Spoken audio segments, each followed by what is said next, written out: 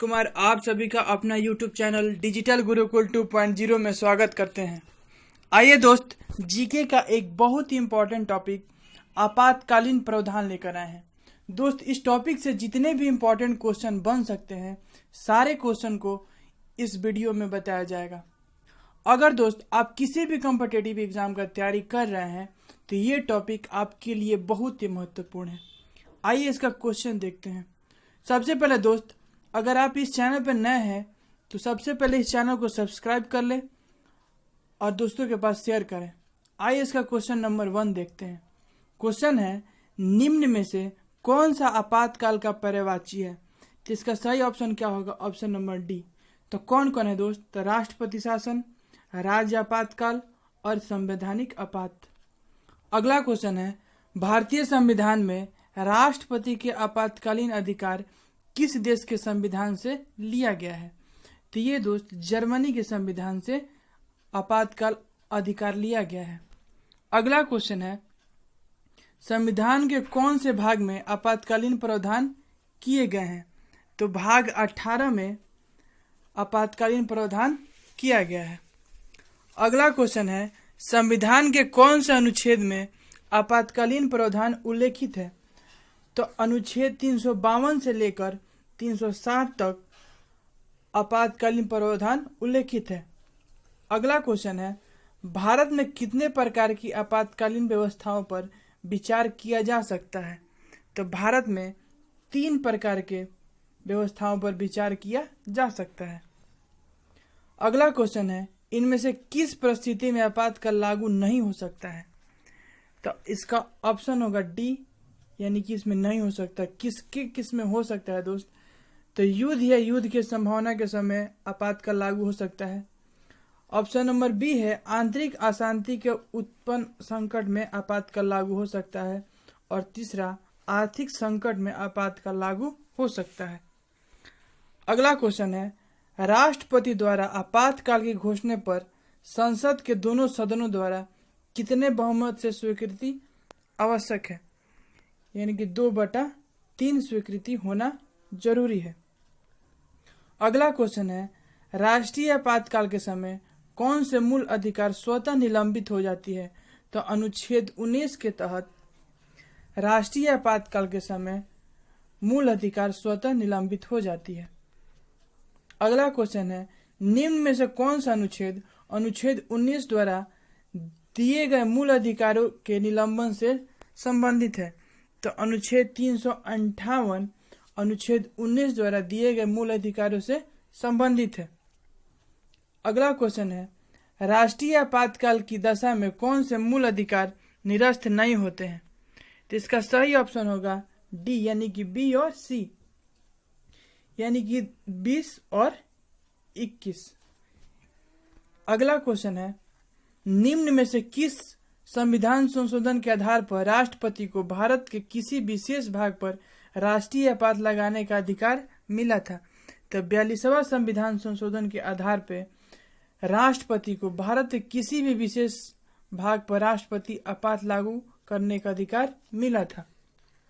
अगला क्वेश्चन है, किस अनुच्छेद के अंतर्गत राष्ट्रपति राज्य में आपातकाल की घोषणा कर सकता है? तो अनुच्छेद 356 के तहत राष्ट्रपति राज्य में आपातकाल लागू कर सकता है।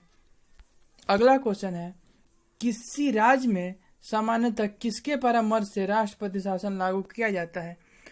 तो राज्यपाल के परामर्श से किसी भी राज्य में राष्ट्रपति शासन लागू किया जाता है।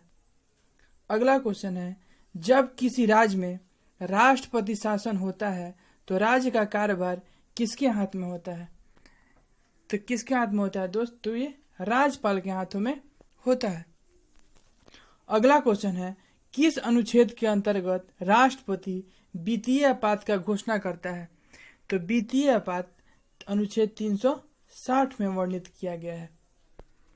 अगला क्वेश्चन है, युद्ध या विवाह आक्रमण और सशस्त्र विद्रोह की स्थिति में कौन आपात लगाया जाएगा? तो अनुच्छेद 352 के तहत यह आपातकाल लागू किया जाएगा। अगला क्वेश्चन है, राष्ट्रीय आपातकाल की घोषणा करने के लिए सशस्त्र विद्रोह शब्द को संविधान में कब जोड़ा गया था? तो 44वें संविधान संशोधन के द्वारा सशस्त्र विद्रोह को संविधान में जोड़ा गया था। अगला क्वेश्चन है, संसद के दोनों सदनों द्वारा आपातकाल की घोषणा जारी होने के कितने समय के अंदर इनका अनुमोदन संसद द्वारा आवश्यक दिया जाना चाहिए? तो 1 माह के अंदर उसका अनुमोदन संसद द्वारा होना चाहिए। अगला क्वेश्चन है, यदि संसद के दोनों सदनों द्वारा राष्ट्रीय आपातकाल की घोषणा या अनुमोदन हो गया हो तो यह कितने समय तक प्रभावित रहेगा? तो ये 6 माह तक प्रभावित रह सकता है। अगला क्वेश्चन है, यदि लोकसभा के 1/10 सदस्य इन आशय या प्रस्ताव रखें कि संकट काल समाप्त हो जाना चाहिए तो कितने दिनों के अंदर इस प्रस्ताव पर विचार के लिए संसद की बैठक बुलाने की व्यवस्था की गई है? तो 14 दिन तक।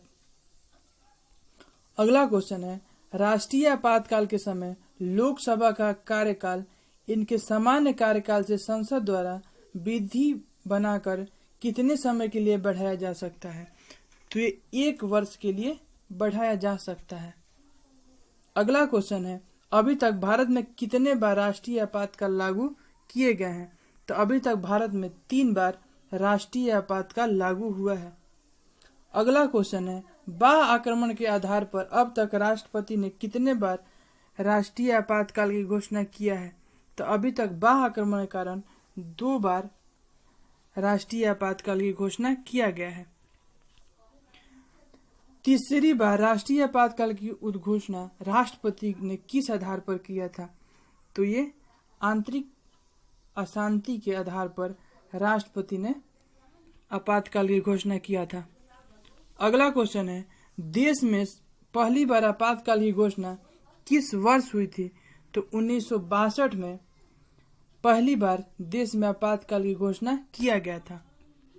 अगला क्वेश्चन है, भारत में वित्तीय आपात अभी तक कितने बार लगाया गया है? तो अभी तक भारत में 1 भी बार नहीं वित्तीय आपातकाल लगा है। अगला क्वेश्चन है, प्रथम बार किस राज्य में राष्ट्रपति शासन लागू हुआ था?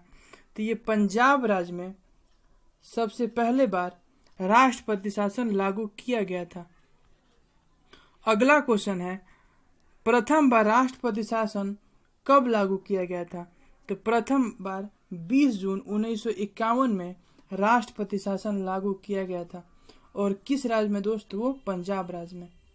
अगला क्वेश्चन है, किसी राज्य में राष्ट्रपति शासन किसी परिस्थिति में अधिकतम कितनी अवधि तक लागू किया जा सकता है? तो वो 3 वर्ष तक आपातकाल लागू किया जा सकता है। अगला क्वेश्चन है, अब तक किस राज्य में सर्वाधिक लंबी अवधि तक राष्ट्रपति शासन लागू रहा है? तो वो जम्मू कश्मीर राज्य में सर्वाधिक लंबी अवधि तक राष्ट्रपति शासन लागू रहा है। अगर दोस्त ये वीडियो आपको अच्छा लगे तो इसे लाइक, शेयर और चैनल को सब्सक्राइब करें। Thank you.